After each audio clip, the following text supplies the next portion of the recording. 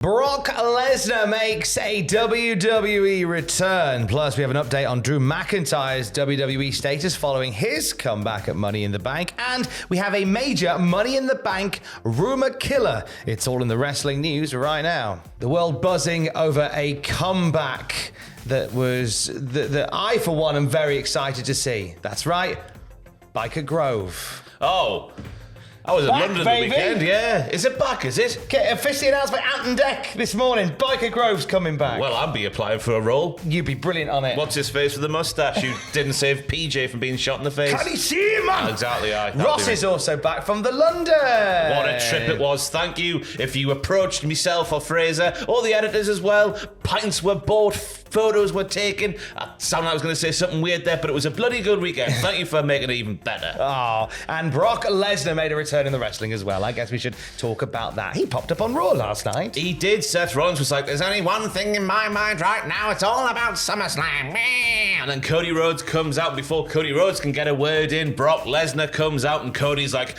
oh, I'm bloody angry to see this man who broke me arm once upon a time. So he runs down the ramp and attacks Brock Lesnar, but Brock Lesnar basically spaffs in Cody's face. And that's the end of the segment. Metaphorically so, of course. F5, way! We did get a spaff in, but it was Cody, I think, landing that Cody cutter on Of course he did. And Brock doing a casual retreat. Cody later on coming back out and saying he'll fight Lesnar any night and every night. Bless him. Reports are also stating that they're going to meet at SummerSlam, as we know, possibly in a Texas bull rope match. It's the rubber match, isn't it? Maybe it'll be a rubber rope. Twang.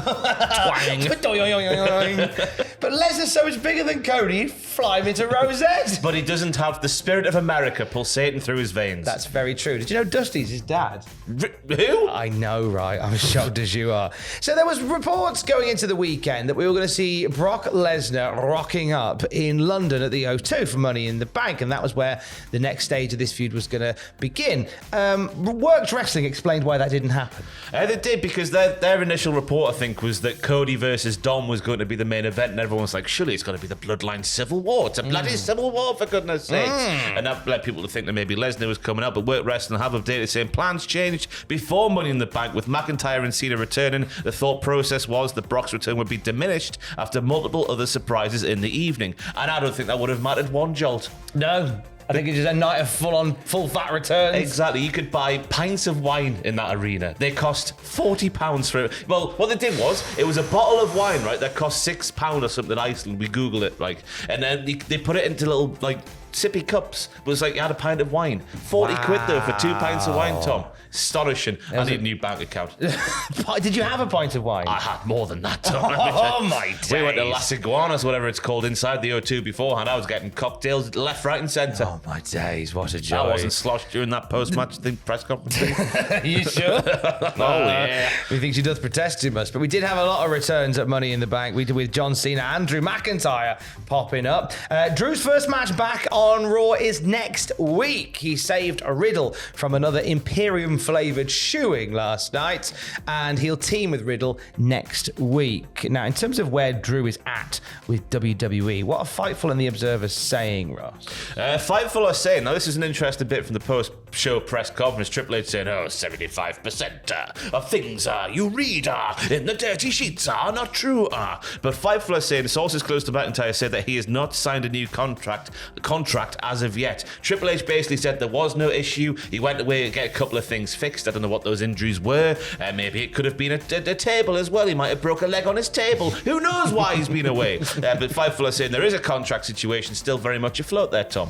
A Wrestling Observer saying Drew McIntyre has not signed a new deal. It's corroborating what Fightful Select is saying. He's under contract for several more months, and they have the right to extend it a few more months due to injury, possibly through to WrestleMania. Now, nothing has changed on the contract front based on the commentary by Michael Cole on his return and comments from Paul Levesque at the press conference, as Ross just said, acting like there was never a story to begin with. People were given the impression that he had signed a new deal. But this also doesn't mean things are bad between the sides. They just haven't agreed to terms yet. I think his big issue was money and creative, and he wanted something something juicy to get his teeth into and something juicy to have in his bank balance. And I get why you want both in this world.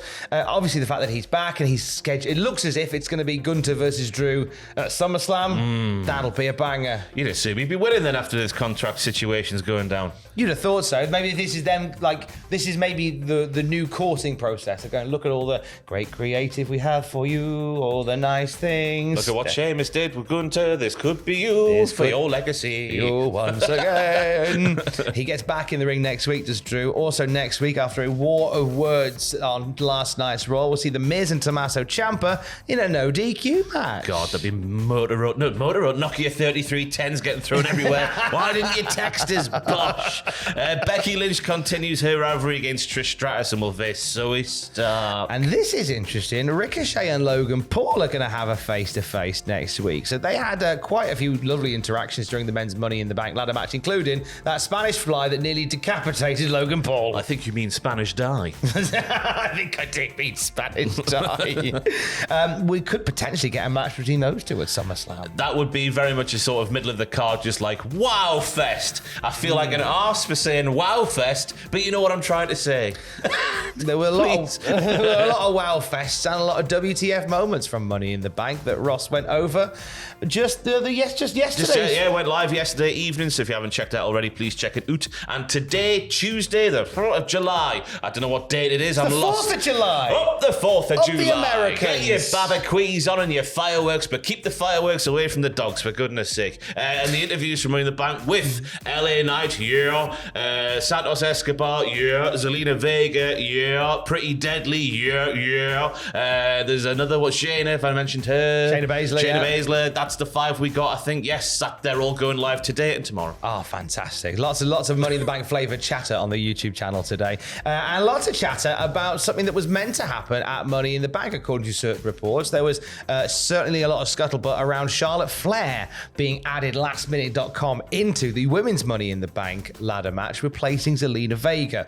Fightful Select addressed these rumours yesterday. Rumours circulated ahead of Money in the Bank that Charlotte Flair would be inserted into the Money in the Bank match, replacing Zelina Vega. When asked about that ahead of the show, Fightful Sean Ross Sapp said he hadn't heard such a plan will take place. We followed up and we were told there wasn't serious consideration to that, and Charlotte's creative had been planned for a while. Of course, she took on Asuka unsuccessfully on the SmackDown before Money in the Bank. It would have been really unfair on Zelina Vega to have her taken out the match, considering she was put in a sweatbox for 3 hours called the press junket and made to answer questions from people like Fraser Poitier.